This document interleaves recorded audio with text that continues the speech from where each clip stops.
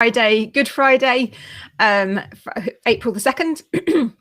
And it's Alex Bailey here and Anthony Fitton from Bailey and French with our morning cup of tea, having a chat about what's going on this week, really. What are the current pieces that we're hearing from our clients, our partners, and what's most relevant in terms of humanising the world of work. And so we've been looking at various pieces this week. And so we just wanted to share snippets of that and have a bit of a chat. But we would really love to respond to any questions that you might have. So please ping them into the box. And for anyone who is watching this video afterwards in the recording, feel free to interact with us with whichever channel you like. We're live on Facebook, we're live on LinkedIn, and we're live on YouTube this morning. So hi, Ant, how are you doing this morning? Yeah, good. I am enjoying my cup of coffee, but I'm a little bit embarrassed to show you my cup of coffee. So if I'm taking a drink and laughing at the same time, bear with. I think we're allowed to have human cups of coffee as well. Right? And I think my picture's a little bit fuzzy as well. I'm in the countryside, which is lovely, but poses Wi-Fi problems. Well, it's really lovely to be able to have a chat anyway. We had some great feedback from our conversation last week and actually really enjoyed being able to talk about some of these topics. So kicking off then. So this week's been quite a big week, really, if you think about the fact that certainly in the UK, the restriction on staying at home has been lifted from Monday. And us, like many other employers, were really keen to be able to offer people the option to come into the office if they wanted to and start feeling how they felt about their commute, their journey, seeing people again in our gardens, seeing friends, seeing family, and all of the complexity that comes with that. I think it's really, it's lovely and it feels great, obviously, after being in lockdown for so long. There's also some complex emotions that go along with kind of opening things up again.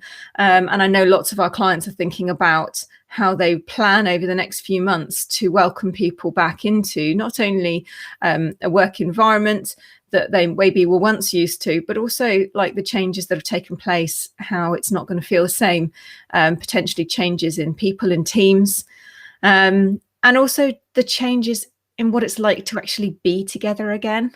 Obviously, Ant, we were together earlier on during the week with a couple of members of our team as well. It was different, wasn't it? It was, yeah.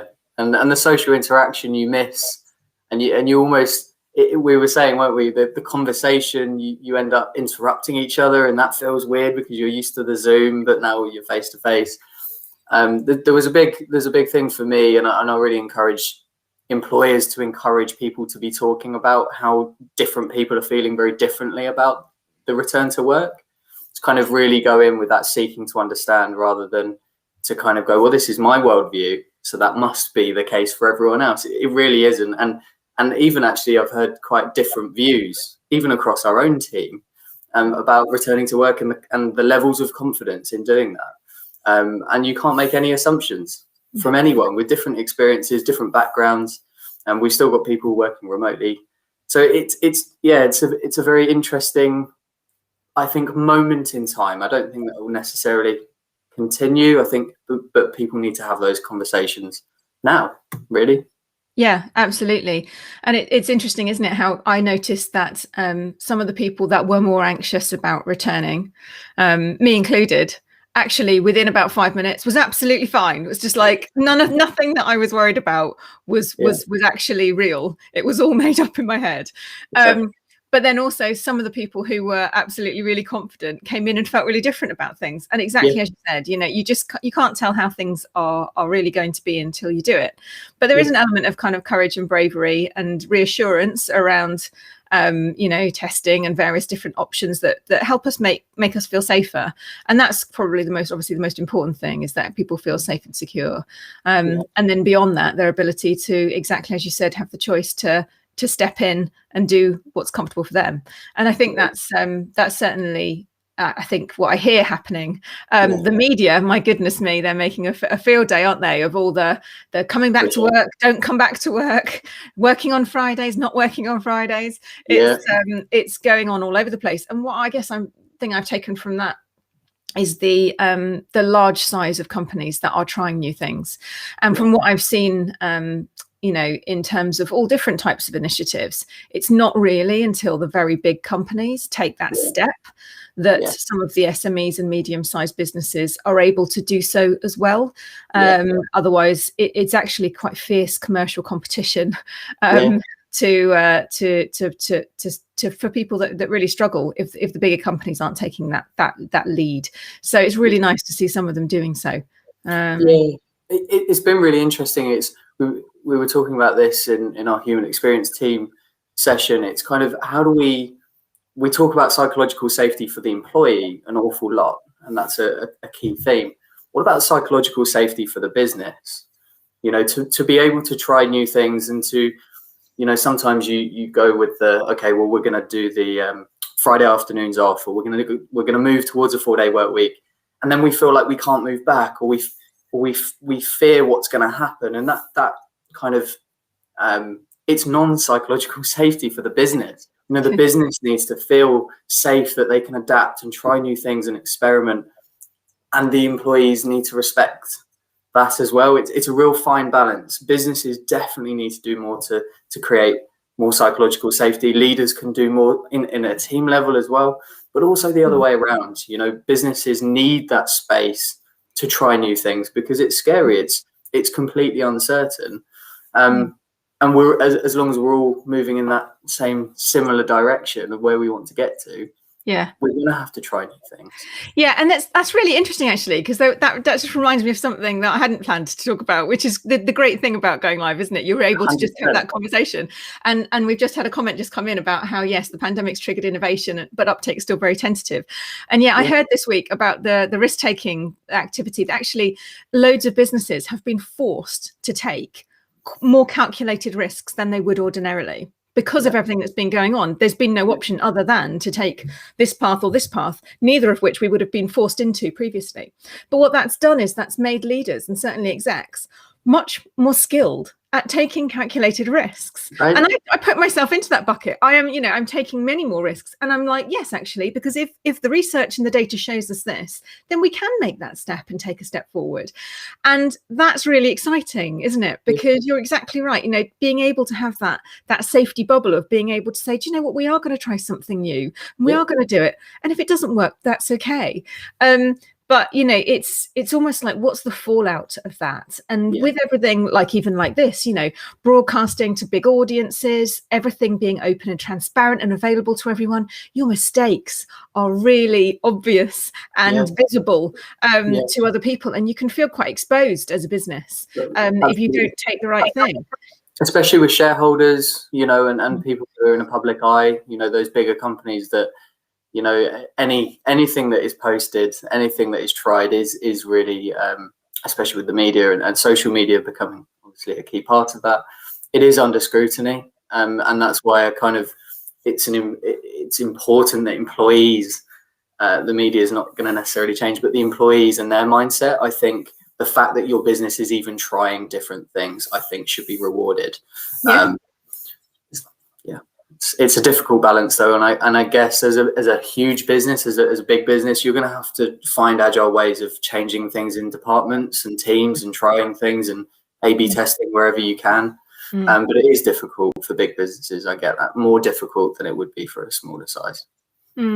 So how are we going to do it? And this is the good thing, isn't it, that we're talking about here, in terms of how do we do that in a really human way? And the word that comes to mind is compassion. It's compassion, like through what we read in the media, through what we read about other people on LinkedIn. It's compassion for our leaders trying something new in an exposed space. It's about having compassion for each other, and we talk about it. And there's so many kind of those hashtags, and there's various stuff out there about being kind and compassionate. But how often do we actually see that? I'm, constantly feeling this feed from the media has just got this negative undertone of someone to blame. Who are we going to, call out today? Everything's polarized and it all feels very pressured. And actually, it just doesn't need to be that way. I've read a couple of things this week that were quite negative articles, and I've looked at it and I've thought, well, I just don't agree with that. And I've been really comfortable. Like, actually, no, I don't think those people are in that situation. I think this doesn't feel right to me. And it's about listening to that inner voice, isn't it? As humans, I think sometimes we forget how uniquely brilliant and almost and subconsciously intuitive we are. We know the right thing in certain situations. And, as long as we've got that guiding us when we're leading, when we're working with teams, we're able to move maybe with a bit more agility, as you said, around being able to move in a way that does allow us to take risks and try new things.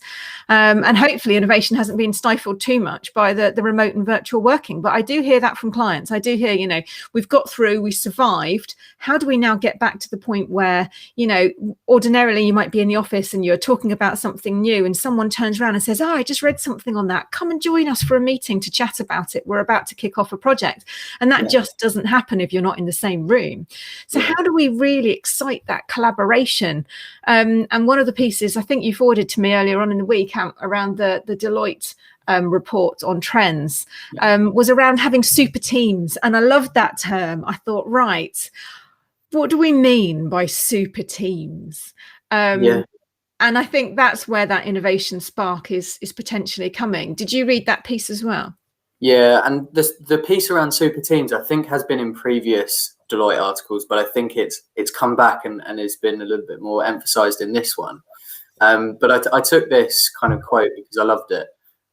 It's our view, and that was Deloitte's view, so this is taken from the Human Capital Trends. It's our view that the shift from survive to thrive depends on an organization becoming and remaining distinctly human at its core.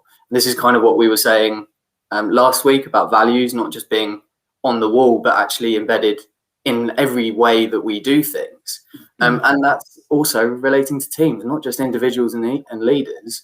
Yes, it is about leading teams and creating that psychological safety, leading with compassion, all of those human traits and what is human is something that's up for debate, I think. And Deloitte have also done a great podcast on that at the moment. But ultimately, it is about having that conversation at a team level. And I think that's where super teams, then it's, okay, team, now we're connected. Now we've got such a strong trust and relationship at a human level. How can we work together? What is working for us? What platforms are working? It doesn't work the same for an individual, and it certainly won't work the same way for all teams across a business. Teams are made up of unique individuals. And I think as we increase diversity, that's also something to take into account, right? As teams get more diverse, we have to get better at really deeply understanding the different perspectives and experiences of the people within those teams, because those teams are therefore even more uniquely different. And that's brilliant. We need to learn to tap into those strengths, tap into those different perspectives better. I think that's what I took away from super teaming. And that's fascinating, isn't it? Because it just reminds me of almost like all the different types of interventions that are available for team building events, which are typically, once a quarter, maybe once or twice a year, a day out to go and have some fun and get to know each other a bit better. And we've changed our tack completely, haven't we? And now we're working remotely and virtually, and productivity for many has gone really super high because of that. And in many ways, as people are able to get on and do things in an environment with less distraction than they might be in a typical office environment, but not place the value on what that distraction is. And I think there's something there about how do teams do what you're talking about it's not even just virtual now, it's hybrid, isn't it? And that makes it more tricky. We noticed it this week, coming into the office, I was just buzzing being around people. There was something just magical that I just completely missed about that social fabric, that being with people in the room and just being able to capture what they're up to and sneak a look or a laugh about something.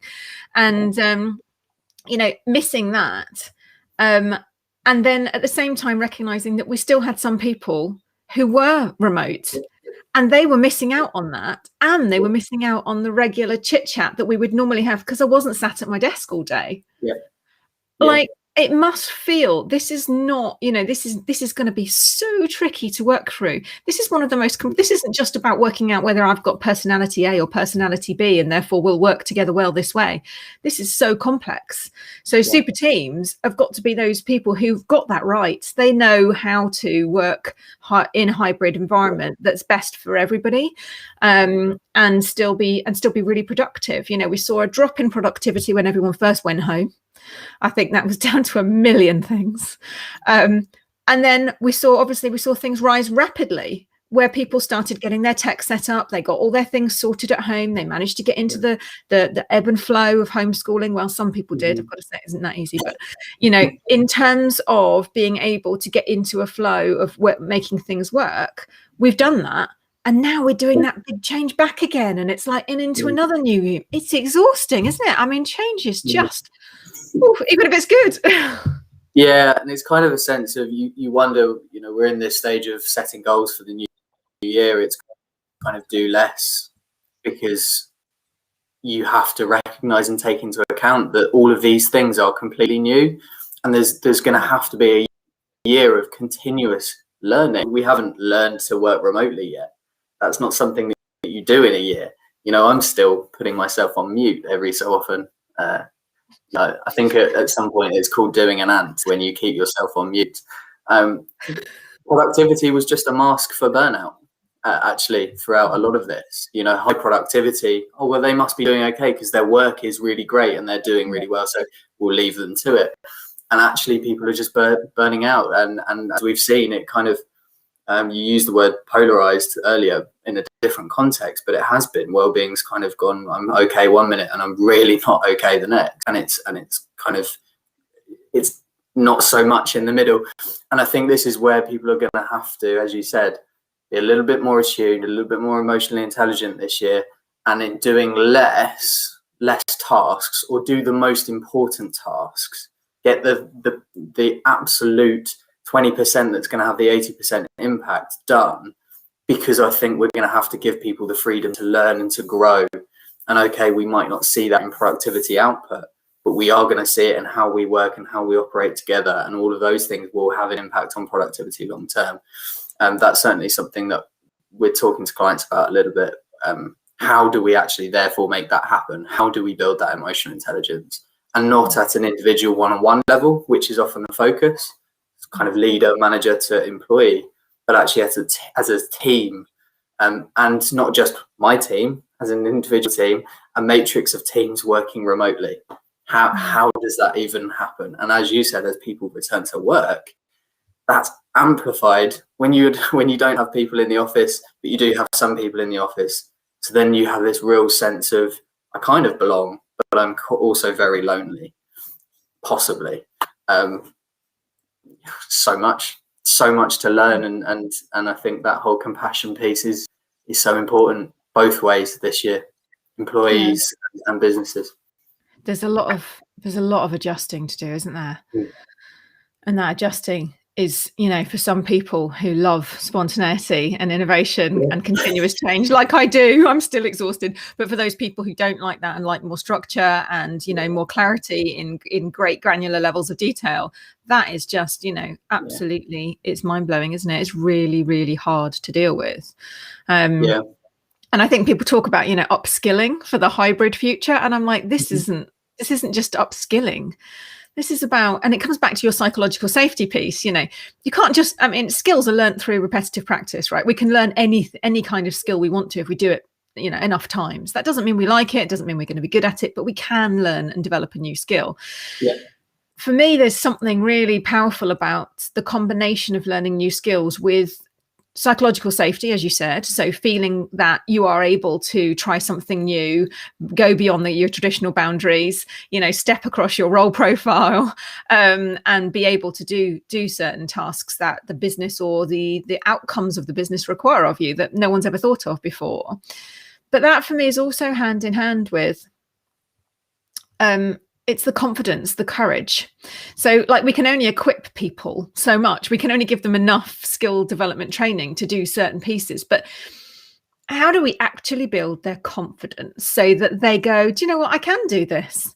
And I think that's the thing I worry about most with this year. You know, people have gone into themselves a lot because of the isolation and the social distancing. They're not getting the normal feedback they would around their thinking, their work, their doing. So how can we really help people who are struggling with confidence? Like anyway, you know, lots of people struggling with more anxiety, that relates massively to confidence and self-esteem.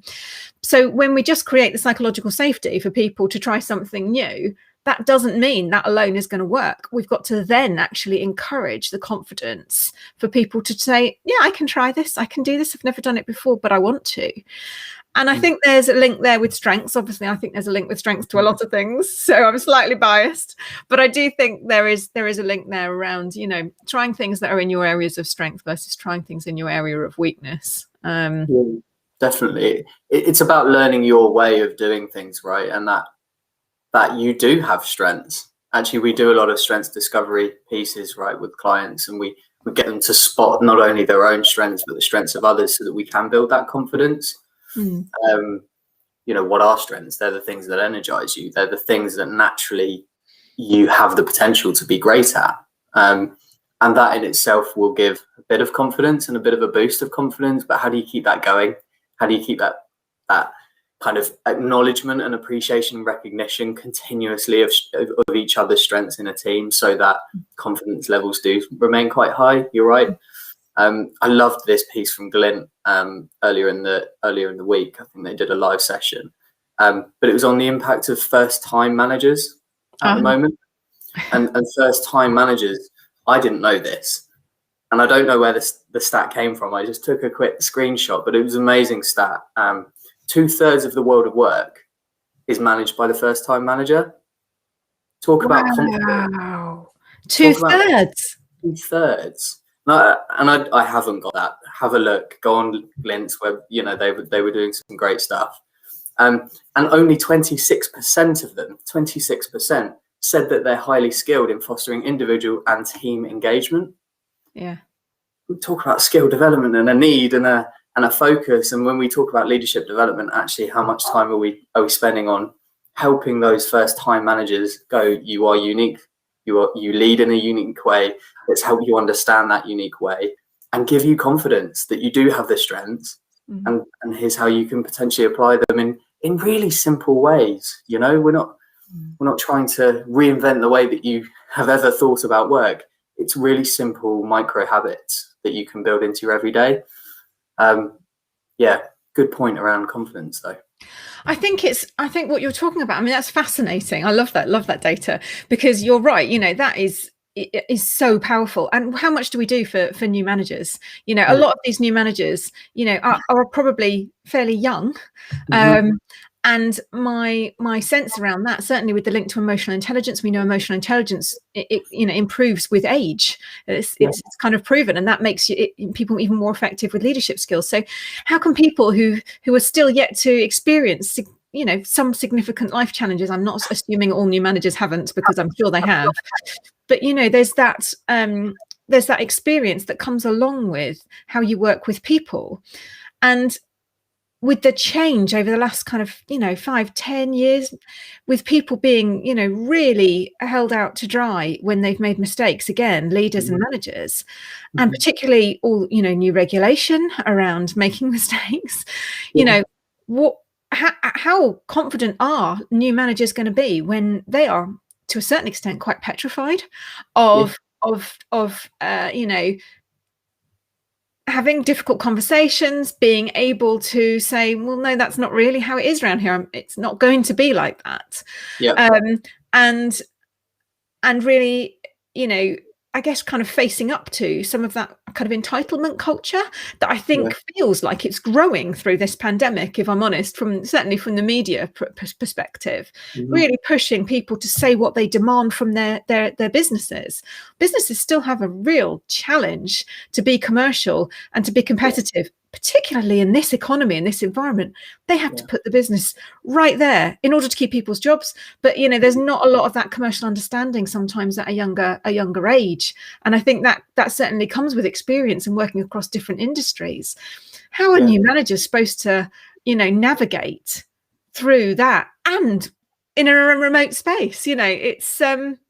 It's crazy. I think back to when I was first manager, and it's you do feel like it doesn't matter how many days like training courses you get on some of the basics. It's when you actually practice it and do it that makes the difference, isn't it?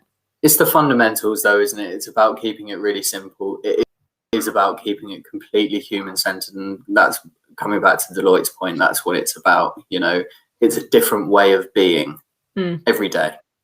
It's just about approaching everything you do with the lens of, am I putting the human first? And what does that mean to me? And also, how is my story, no matter what that story is, how can I tell that story in an effective way to show a bit of vulnerability, but also to share experiences and show that I'm human too, and I'm a first-time manager, and that's okay. And we're all on a learning journey always, no matter who we are or what age we are, whether it's about commercial, whether it's about emotion, we're all progressing and learning and developing together. And no one's faced a global pandemic in such a way in the world of work that we're in right now. So we're all learning, even more so than ever. Yeah, and that relates very much to what Holly's just put into the chat feed as well. In terms of super teams, actually, it comes back to that team, doesn't it? The power of the collective, being able to support each other and being able to sort of support the leader and manager. If the leader and manager is simply a role model of someone who's able to do that role and have to take responsibility, then actually we're all in this together, and it's part of our jobs to support the manager to be able to lead the team really well. And having a great manager can take a huge amount of stress away from you when you know that someone's got their eye on something specific, so you can get on with what you need to do. And I think that's really important, isn't it? The power of the team rather than just necessarily the power of the individuals. I think going forwards, what I'm seeing is this kind of like keeping it really simple is going to be important because of the level of complexity here. But I think we're looking at the power of the leader and the power of the team. And I think it's just like, how can we work with those two influences across organizations with all the topics and elements of people strategy that we need to focus on to ensure that we're actually making a difference for us as a business, Bailey and French, but also, our partners who are all in people teams, right the way across all industries across the world. The challenges we're talking about, we are still fairly UK centric, even though we've got those global clients, but actually we're all facing some fairly similar human challenges, but there's going to be cultural differences there, and being able to interpret that for global teams where you are potentially in like a head office function, another layer of complexity. New managers across the world, what does that look like? How do we create some kind of community learning? Again, what's the power of the collective to help transfer that learning? It's really interesting, and I'm hoping, and I don't want to keep throwing data, we want to keep things quite practical, but The Economist did a great piece on the impact of global happiness and the different age ranges at the moment. So 16 to 29-year-olds being hit hardest by the pandemic. That's kind of your first time manager, also kind of individual contributors range. And interestingly, actually, the older you are, whether it's more resilience, maybe it's more experience of hardships, that you've got more experience to draw upon. They didn't go into detail of what the reasons might be, but the elder you are, the happier you are at the moment. And optimism levels actually going up to a positive at the moment. But how can we connect those two together? How can we share those experiences? How can we share the people that are maybe coping better? Maybe that's why they're happier. I don't know. I don't want to draw conclusions, but how can we get people storytelling? I've seen some really powerful stuff on LinkedIn at the moment from, really senior people just sharing openly, the struggles, the everyday struggles of childcare and little day-to-day things that they're struggling with, that is really important to share that among the team, so that the team then feel able to support the manager. And I think that gives them the boost that they do have something to contribute, which they do. That that's part of being a team. You've all got a role to play. Much more sustainable. Much more sustainable that way. I'm conscious it's 9 o'clock. Yeah, we've run out of time. We've run out of time. So Katie's just put in a quick comment in the chat. That's also our future talent absolutely need to be proactive and try and understand and build resilience in our younger people. We absolutely do. And, you know, as parents, 43% of the workforce as parents need to be thinking about that too, in terms of what we're role modeling to them. It's certainly something that's prominent in my thoughts every single day. So look, I thank you everybody for joining us. Those people who have joined us live for the last half an hour. We decided to continue to go live despite being a bank holiday, and I'm really glad I did. And I love chatting to you about some of this stuff. So thank you so much for getting up early on your bank holiday. It was good fun. Yeah, we look forward to continuing the conversation every Friday morning. Bit of a review, what's been going on with our clients and partners, and how we're humanising this world of work. So do get involved. Join in next week if you're looking at the recording and you haven't had a chance to join us live. The link's on our Bailey and French Consulting website. So please do join us. But thank you very much for watching, for joining, for interacting, and hope you have a fantastic Easter weekend and holiday weekend for those people who have got some wonderful time off. So thanks, and have a great day, and I will speak to you soon. Yeah, speak to you later. Bye-bye. Bye.